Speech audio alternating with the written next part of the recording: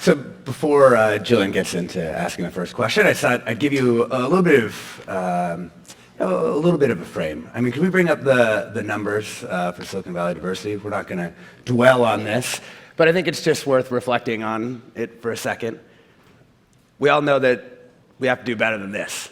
It's going to take a lot more effort, and actually this hasn't changed all that much over the years in which we've had a lot more discussions. So we need more effective interventions, and hopefully that's what this panel can talk about. This is a town hall, and so we want to keep it informal.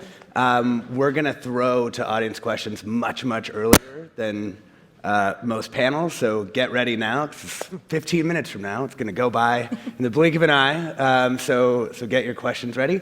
And with that, yeah. kick it off. So Leslie, I want to start with you actually. You've said before that Silicon Valley is actually hostile to diversity in some ways. What do you mean by that? I think looking at the numbers that were just up on the board, it's interesting. Silicon Valley invests in communities outside of the United States. They invest in communities. If you look at the number of Asians at these companies, it's 37%.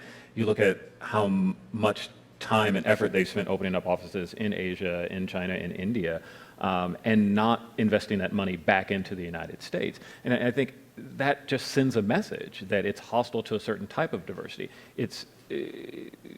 You look at the boards of directors and they're less diverse than any other place. I mean, it just keeps sending that message over and over again. You know, you come to Silicon Valley and you look around, you don't see people like myself, you don't see people like Y-Vonne, you don't see people, you know, of different ethnicities in positions of power. If that's not hostile, I don't know what is. It may not be hostility on purpose, right? But it is definitely makes it a hostile environment for me and people like me. Yeah. I'm wondering, does anyone else have thoughts on that? Agreements, disagreements? I'll just add that, you know, this really matters that people feel like this, not just because it's the right thing to do, but there's actually a lot of research that shows that when people don't feel confident that they belong in an environment, that actually has an impact on performance. So when people are spending a lot of energy trying to figure out if this is a place where I can fit in, they're going to have fewer cognitive resources available to do their jobs well. And so that doesn't just impact those individuals and companies, but companies should care about this because they're not going to get the best work out of their employees if they're not intentionally creating an environment where people feel like they belong. I think a point to that is, and I think I've written about this previously, where I've walked around companies looking for someone to talk to and have not been able to find them. And sometimes I just wander, and I've wandered at Twitter, I wandered around for hours after some meetings trying to find someone to have this discussion with. And how can I do my best work when I don't have people to network with, when I don't have people to mentor me, to commune with, that most people just take for granted. Marcia and Nancy, as representatives of big companies who've been dealing with this problem at scale, how have you thought about it? Yeah, so these comments resonate with me as a leader in a tech company, and it does to all of us in the audience, I'm sure. For PayPal, we're like reborn. Since we split from eBay, we have the opportunity to shape our future, and we believe in a vision and a mission that is very, very inclusive. We narrow down all our values to the final four, and our final four have inclusion in the list: wellness, collaboration, and innovation. So these things really matter, and it was a difficult exercise to narrow it down to, such a strong statement where we will stand for it. And we live it, right? We make progress every day. The way we think about it is we have to create an atmosphere and an environment where inclusion is real and therefore diversity can thrive. And this involves, acting at every level inside our company to make sure that environment is there. The things you mentioned, that we promote the right values, that we, improve our numbers, and we do move the needle by the actions we take. But it starts with the value, and we believe in it. Are there other metrics or ways you have of measuring or tracking the inclusiveness of the company aside from the top line numbers? And maybe those are actually, a lagging indicator of the work that you're doing inside the company? Yeah, we when we released our stats and we looked at ourselves last August, we also made the commitment to set on this baseline, how are we going to improve?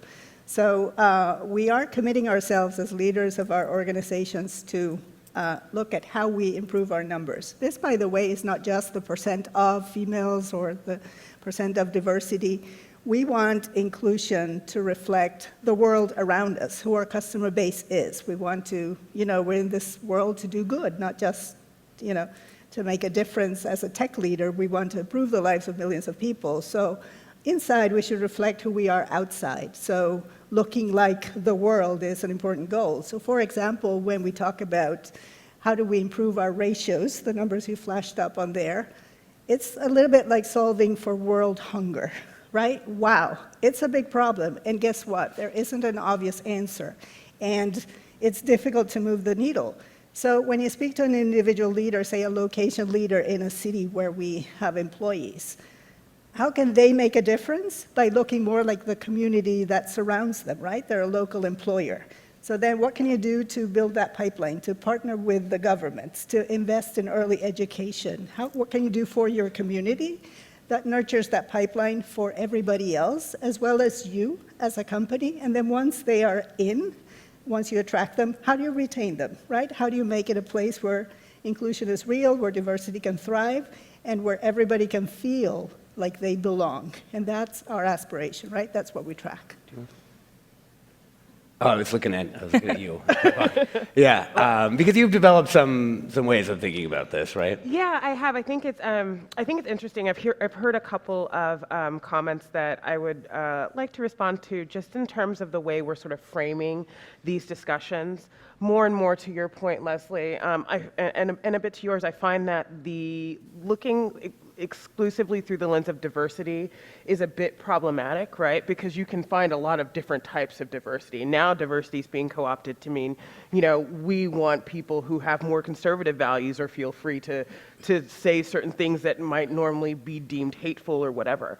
So I think I like to think of it in terms of representation, like you were saying, looking at your core markets, whether it be the labor market in which your business is placed, or the market of consumers that you want to reach, making sure that your company reflects that, I think, is really important. And I also think, to your point, the pipeline is part of it, and local investment is part of it, but I also think there has to be internal investment, right? I mean, I think that when we think about the pipeline, that's not the totality of the issue. I think the other half of it is what's happening inside the company. What happens when somebody fills out a resume and submits it and they have a name like Lakeisha? What happens when that person comes into an interview and they don't know the buzzwords to say or the unwritten rules, or maybe they're dressed in a suit because they want to impress and not in like a jacket, a blazer and jeans? Like, I think, these are little things that work against candidates throughout their time, either getting into the company or throughout their time in a company. So it's also important to, I think, acknowledge that piece. Right. To that point, I wanted to, did you have something to add? Say, you mentioned that the overall representation numbers are kind of lagging, and I think that's a really important point. I think one barrier to making progress is that a lot of companies aren't looking at more proximal outcomes.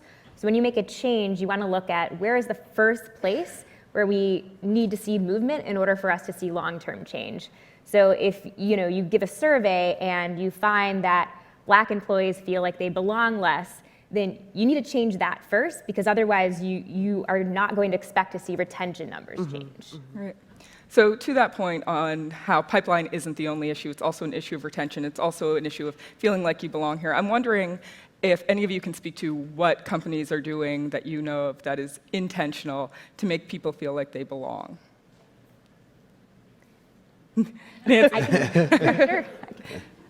So I think there are a number of different places where belonging is important to keep in mind. I think the first is when people are new. That's a time where people are going to be on the lookout for these cues. Is this the kind of place where I fit in?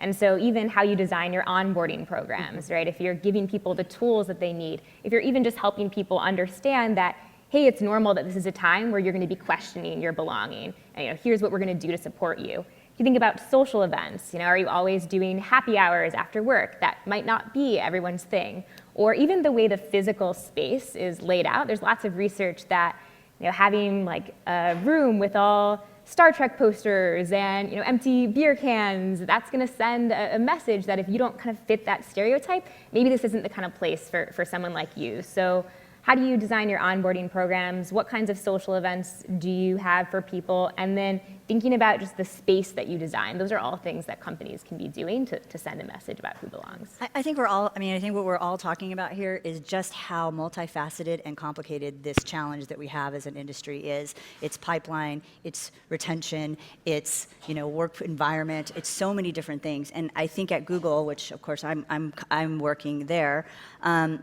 we really view this as an effort where we have to have a holistic strategy that does look at representation and hiring on the one hand, which is about numbers, and there's been such an emphasis. Obviously, the press focuses on our numbers because we release them intentionally to draw attention to the significant work that we have to do, and I think it was very much a deliberate decision to shine a light on where we were so that we could hold ourselves accountable and have everyone hold us accountable to actually see those things improve. But the other side of the coin is about inclusion, because once you get people into your workforce, it's not sufficient to just have them there. The goal is to actually really, really have them flourish, be full contributors, and to feel like there is this sense of belonging. To this point about that inclusion and how do you assess it, yes, there's employee surveys and you can do focus groups.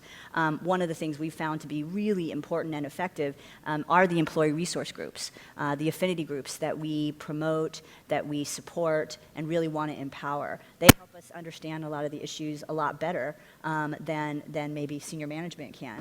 So that's one vehicle. But it's also how we show up in the communities that we are underserving right now, or where our brand or reputation isn't as positive as it should be. So some of the things we've done, again, are community outreach in that regard. Because it's not enough to fix it inside, just go hire people who have a particular demographic background. You actually need to care about these communities.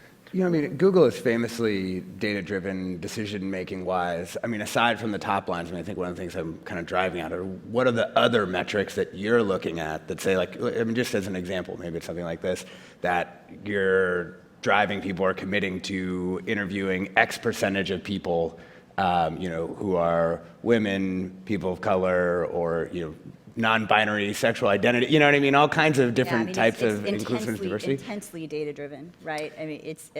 The effort is intensely data-driven, but there are really qualitative things that we can't get at. For example, one of the ways we talk about it at Google a lot is an essential component of any meaningful strategy is have leadership buy-in, have leaders championing this work, and the tone at the top has to be set. Very difficult to quantify. How does a positive tone at the top get set?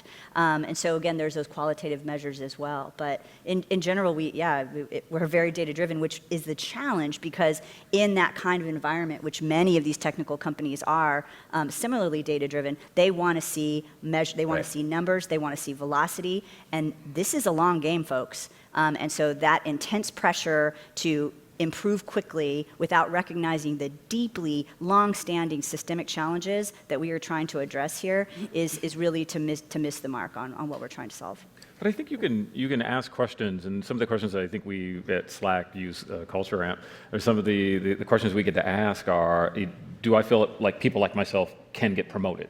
Do I feel like I am being included? You can get to how that's working. We absolutely are. That's definitely part of it. I think it's not the whole answer. Right. No, definitely. And I think in investing in communities, I think that's hugely important, because people see that, and they see, investing in communities, it's great to go into schools and give computers and have programs, but it's also great to put jobs in communities, right? So when we have ignored large swaths of this country over the last 15 years by outsourcing, by automating, when we don't invest in those communities, people see that, right? And that they don't feel like they're included. And I think that's true. And then the third part you mentioned about leadership buy-in, I've worked for probably two of the most vocal advocates for diversity and inclusion in Silicon Valley, and you see just what that type of advocacy does internally. People feel like they feel that their leaders are on board with that as well. And I know it's hard to measure, and you just can't put that down and say, oh, there's data around that, but you can by asking the questions, do you feel like your management supports what's happening? Yeah, that feedback is important. I just want to touch on one thing, and I think, I hear us talking about the data. I don't want to be the contentious one, but I'm always the contentious one. So maybe you do. I don't know. Maybe Yeah, you do want to be the I next one. just had to say that. I think when we talk about data, I think getting the right information about companies is very important, and understanding our workforce and their needs are very important. But I also think there's a lot of work that has been done in this space, and sometimes I feel like while there's a respect for data in terms of the numbers and understanding sort of the quantitative dynamics that are happening within a company, in terms of best practices, known phenomenon from other industries, learnings, I feel like sometimes companies in Silicon Valley want to try to reinvent the wheel. And while there may be a respect for some kinds of data, there is an air of dismissiveness about other kinds of data.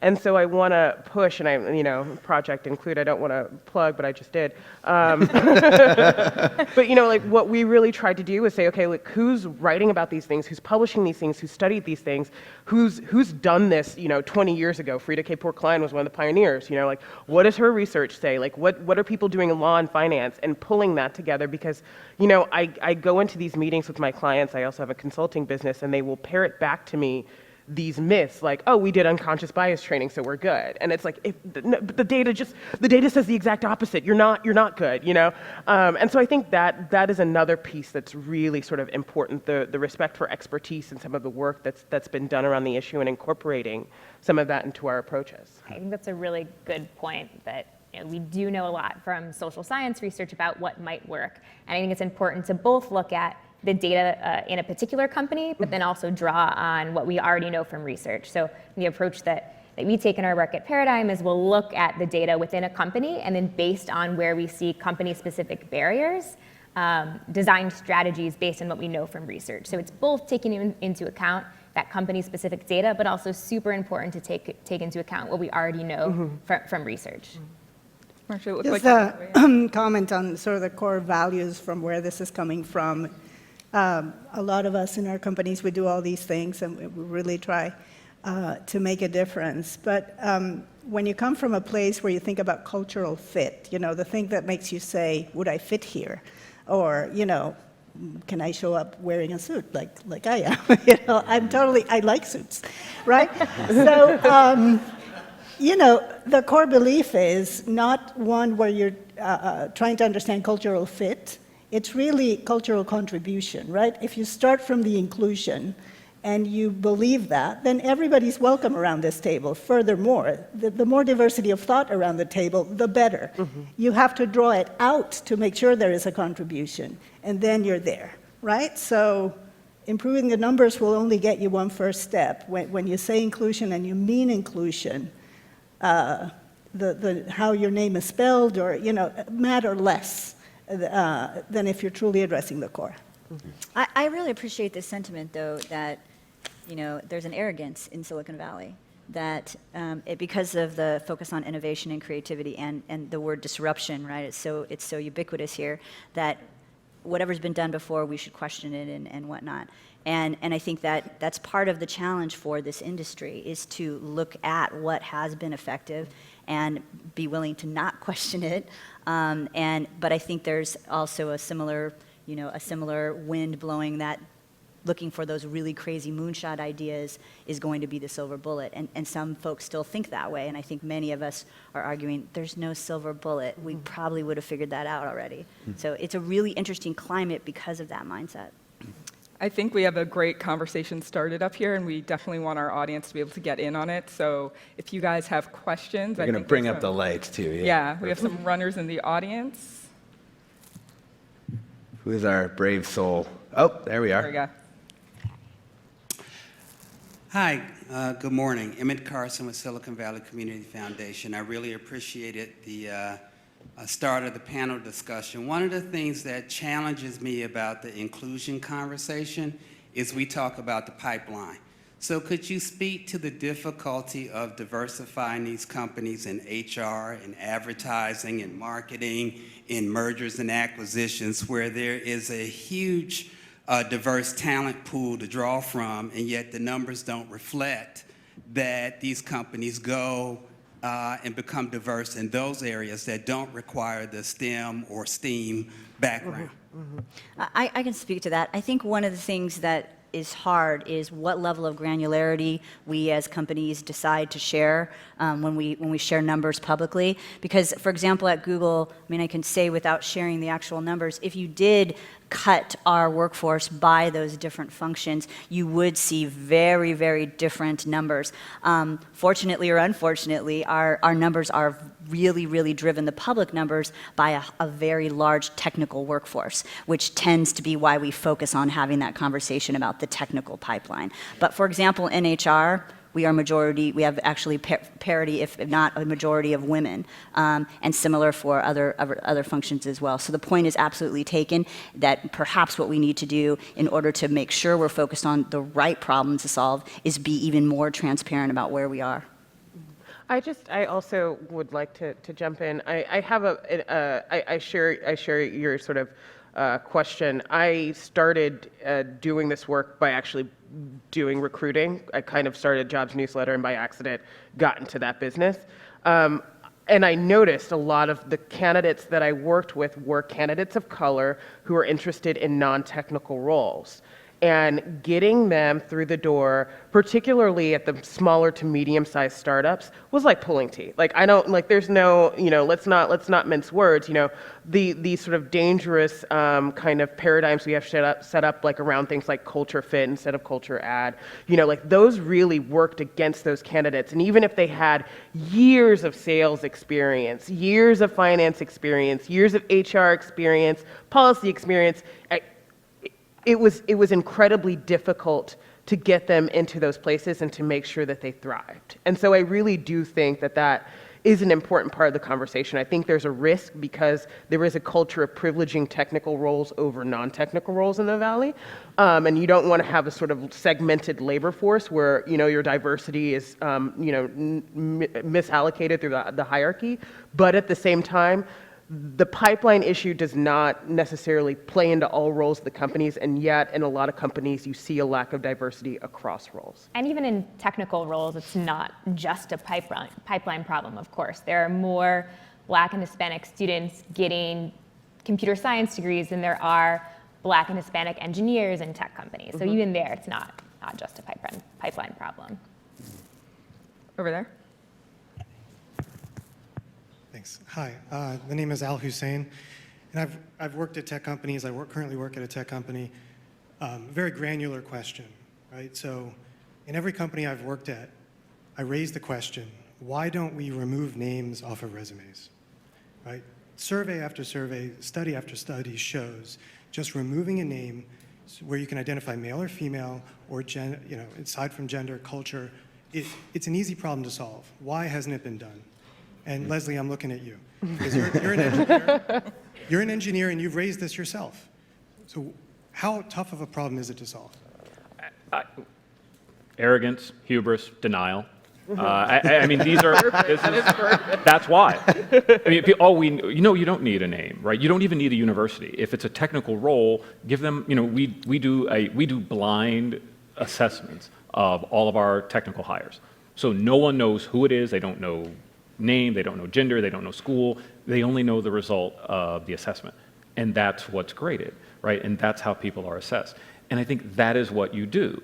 And any company that is more than 5 people can do this. It is not that difficult. And I do. It comes to, and I'm going to call out Google. I'm going to call out Facebook. They created this culture where people are expected to come from a certain school and have a certain background.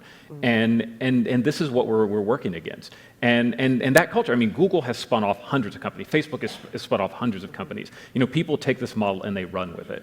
And that is a very, very hard culture to change. And people are changing it. They're coming to those conclusions. And I think it's a great thing.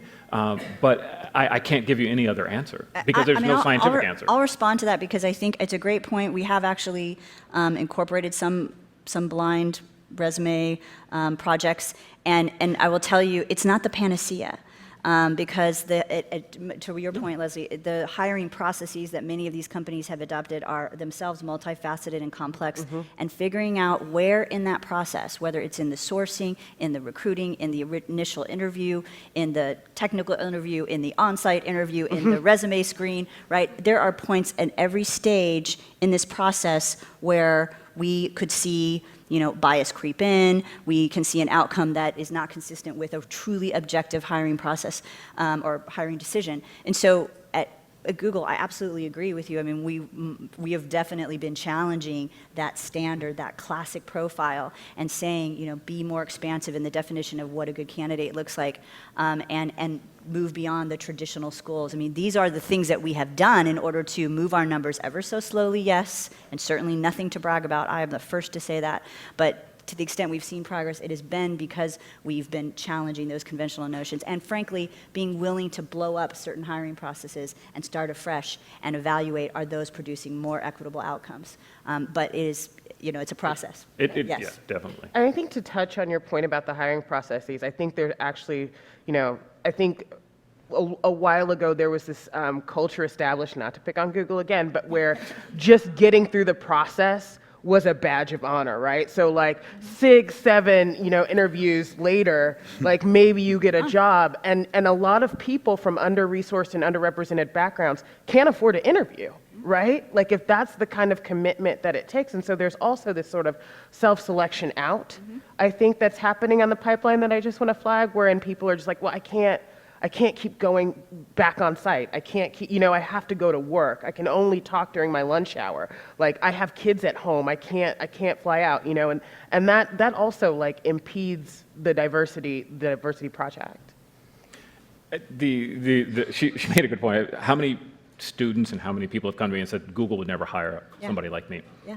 Even though they have a CS degree, right? This is a reputation issue, absolutely. It's why, the brand and the community engagement and actually getting out there and being proximate is incredibly important. And one of the points I've been mulling is that at some point we do have to recognize the work that Google is doing, the work that Facebook is doing to change that. I mean, you're starting from a huge base, and I understand that base, and I understand how difficult it is to change the number.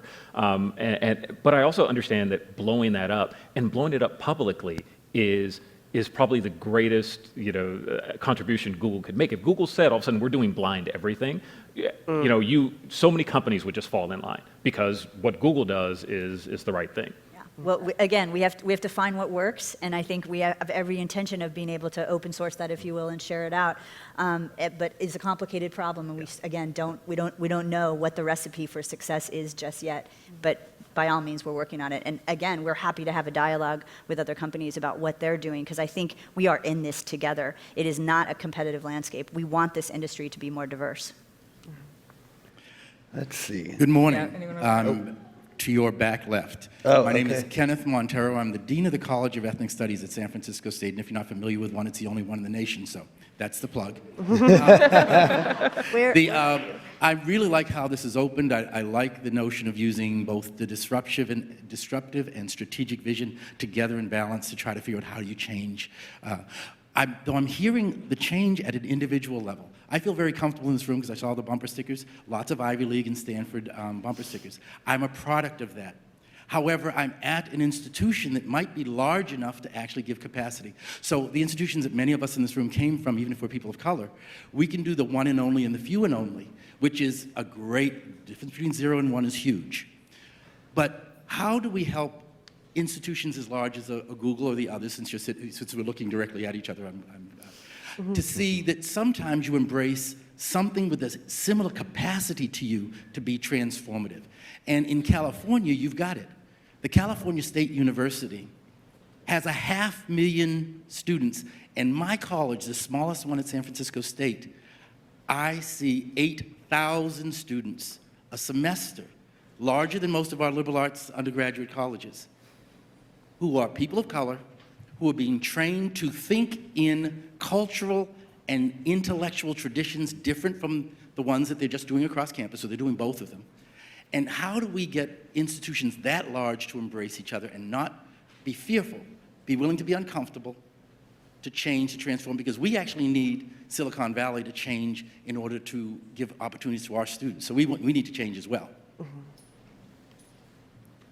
Yeah, I mean, I think it goes back to what we talked about, which is that many of these tech companies, Google included, have had this very elitist approach to hiring, very exclusive. We go to the top schools, and for years went to the top schools in the country. And again, it's not like we only hire new grads, but just for sake of this discussion, that population tends to be incredibly homogenous. If you look at the student bodies at the top, 25 schools in the country, very homogenous. So you're just bringing in same, right? People that look like you. And one of the things that has been effective for us is casting that wider net by looking at schools that are, example, these are numbers that have been shared publicly. In 2013, we went to about probably 2012, 13, we went to about 70 college campuses to do campus recruiting. We're now at over 300. And that expansion of college recruiting was done by looking at both the diversity of the student body as well as the caliber, if you will, of the computer science program, because you've got to be able to do the type of work we want done, right? But that has to continue. That continued expansion, finding those pockets of talent is definitely part of a strategy. Let's, just because we want to come back, hold for 1 sec. Can we get let's see, let's go right here. Hi, if you'll wait a second. Oh, you've got a mic right there behind you. Great. Hi, I'm Susan Murnick from Hack the Hood. We're a tech inclusion program for 16 to 25-year-olds. And I want to go back to something Alexis said at the beginning of the discussion that you guys haven't talked about yet, which is the relationship of diversity and place. We work with low-income students in all these cities where your companies are, and yet so many of these young people are shut out of the pipeline. So I think I'm really interested in what is the obligation diversity to have local sourcers, local suppliers? What are voluntary community benefit agreements? How can you be a good citizen to support diversity in the communities that you are working, and not just build dorms for workers who are coming in from other places, no matter what color they are?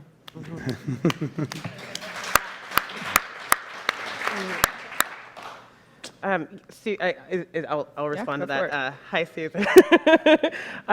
Yeah, I think I sort of share the same passion. I think that there's actually a two-directional flow that happens when tech companies move into markets, particularly if they're not concerned with diversity, wherein you end up displacing people at the same time you're not bringing them in. And so there's just kind of like double effect.